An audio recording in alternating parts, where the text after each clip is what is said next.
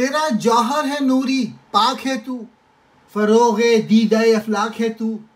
तेरे ज़ैद ज़ुबूं और फरिश्ता हूर के शाहीन शाह लौलाक है तू। जौहर कहते हैं असल को, नूरी कहते हैं रोशनी को, पाक है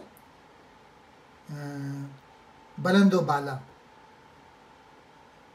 फरोग कहते हैं रोशनी, दीदाए अफलाक आसमानों की आँख, सैद ज़ुबूं कमज़ोर शिकारी, अब फरिश्ता हूर फरिश्ते और हूरें, शाह लौलाक लौलाक का बादशाह यानी हुजूर अकरम सल्लल्लाहु अलैहि वसल्लम।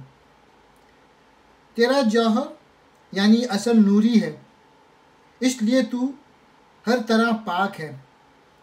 तू आसमानों की आग का तारा है, फरिश्ते और हूरें तेरे मामूली शिकार हैं, इसलिए कि तू शाह लौलाक हज़रत मोहम्मद सल्लल्लाहु अलैहि वसल्लम का पाला हुआ शाही है। तुझ में जो जौहर पोशीदा हैं वो पाक और पाकीज़ा हैं और नूर खुदावंदी से कशेद किया हुआ है।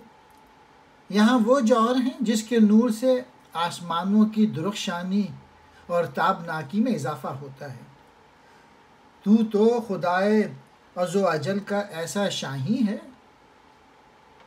हूर फरिश्ते भी जिसके शिकार होते हैं।